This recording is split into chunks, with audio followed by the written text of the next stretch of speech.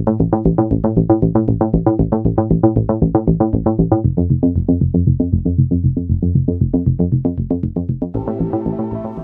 are back. It's Thursday evening. It's Weather for Weather Geeks time. I've had some time away from the studio over the last several days. I attended the annual National Weather Association conference, and this year it was in a very convenient location. It was in Pittsburgh.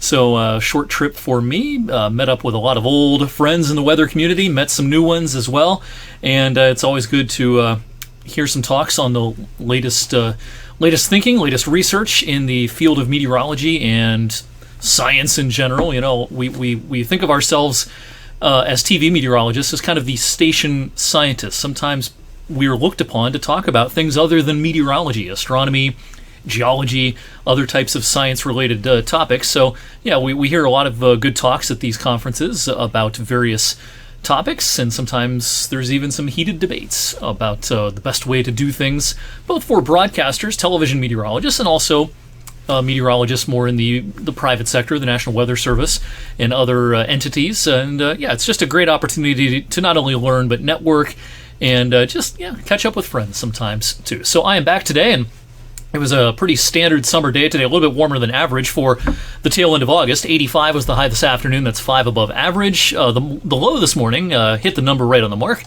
at 58, which is par for the course here in the latter stages of August. But of course, one of the stories this summer has been the rain or lack thereof, depending on your location at the Youngstown Warren Airport. Been pretty dry for quite a while now. Of course, nothing today. We had almost an inch worth of rain on today's date last year. For the month of August, a paltry 1.66 in the rain gauge at the airport, 1.11 inches below average, and we are running a deficit for the year now when you factor in rain and melted snow. But you don't have to head too far to the south to find some surplus precipitation for the year. Pittsburgh, about 2.5 inches more than average. Wheeling, doing well, about 3.5 or so. New Philly's also been fairly wet. It's also been quite wet down towards Interstate 70, Zanesville to Columbus. But it's northeast Ohio and extreme northwest PA that has definitely been kind of a dry spot, especially in the last couple of months after a fairly wet winter and early spring. We did not really see any change in the drought monitor today. Basically the same map today as last week, and really we haven't seen a whole lot of change over the last few weeks. Western PA has done a little bit better thanks to some of the heavier rain from thunderstorms that we've had of late, but in general, across our television viewing area, we could still use some rain here late in the summer. Not much going on across the country as far as significant weather goes. Some thunderstorms up across the U.S.-Canadian border up into Ontario and Quebec. Some typical summertime storms in the south. Monsoon action out west. The tropics remain very quiet. The tropics will probably wake up quite a bit over the next couple of weeks. It's way too early to speculate on whether or not that will mean anything for the U.S., but at least in the tropical Atlantic, maybe in the middle of the ocean at times, but we should probably see an uptick in the number of storms. That's not really going out on a limb since there's been hardly anything so far this year. All right, back here at home, we'll get off to a dry start on Friday. We do have a weak cool front heading our way Friday. It'll probably spark a scattering of showers and possibly even a couple of thunder showers starting around early to mid-afternoon and taking us through very early in the evening. I don't expect everyone's going to see wet weather on Friday. Some of us will, though. Some of us might even have a thunderstorm, but severe weather is not expected at this time. We'll dry things out. Saturday could start with a few clouds, but a great afternoon's on the way with seasonable temperatures and manageable dew points as well. Comfortable to start on Sunday, but then as a warm front lifts through the Great Lakes, it's going to unlock some pretty hot air Sunday afternoon and into the day on Monday. So for week 2 of high school football Friday evening, I'm not going to be surprised if a few spots have a pesky, annoying shower at kickoff. The lightning chance is low, but it's not zero. But most of us will be dry. It's just a couple of spots could get a little bit of rain. But that's primarily right around kickoff, maybe into the first quarter. I think by halftime, into the second half, just about our entire TV viewing area should be dry as temperatures drop back into the 60s. Then Sunday morning is the Panera-thon, back in its kind of typical late August slot after we took 2020 off, of course, and last year the Panera-thon was delayed until early October. Now it's at that more traditional last Sunday of August, and I'll be running with Team Peacock. Look for us out there on Sunday morning, the runners, and for those doing the 2-mile walk.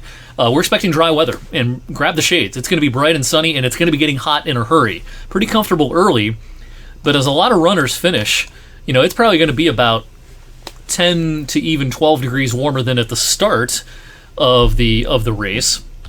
So be prepared for rapidly rising temperatures and some pretty intense late August sunshine. Hope to see you in downtown Youngstown Sunday morning. All right, dew points I managed, they're pretty manageable over the next few days. Not an autumnal air mass by any stretch of the imagination, but this isn't bad. Lower 60s. I think we'll notice a big increase by Sunday night and Monday. And with temperatures near 90 Monday, that's going to be a pretty steamy late August day on Monday.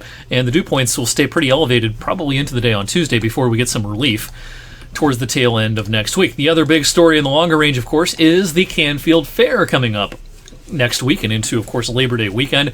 And while it's too early for any forecast specifics, specific temperatures, specific rain chances, especially as we get into the weekend, at this point, I think the early stages of the fair are likely to be primarily dry. But it's a little too early to talk about the big days, Saturday, Sunday, into Labor Day itself on Monday. But we can look at the general trends across the country, and I think the hottest weather compared to average right around Labor Day weekend will certainly be out west.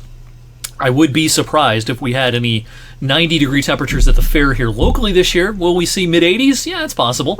But I don't see any unusual heat. I don't see any unusually cool weather for a lot of the fair. In fact, the first few days of the fair may be very comfortable. Maybe some 80s by the weekend, but next Thursday, Friday, we might be in the 70s. Could be a very, very nice start. And, of course, we will talk more about the fair next week. And, of course, this year is a little bit different since we're in different phase of the pandemic now. WFMJ personalities will be back in the WFMJ tent right under the grandstand. Again, we're going to talk about this more in the coming days, but Dana and Derek and Madison and Aaron and I will all be there Saturday from 10 to 2 and Sunday from 2 to 6. Signing autographs, saying hello. Hope to see many of you there. So again, we'll talk more about the fair next week. In the meantime, thanks for watching tonight's weather for Weather Geeks. We won't do one of these videos on Friday, but I'll see you right back here on Monday.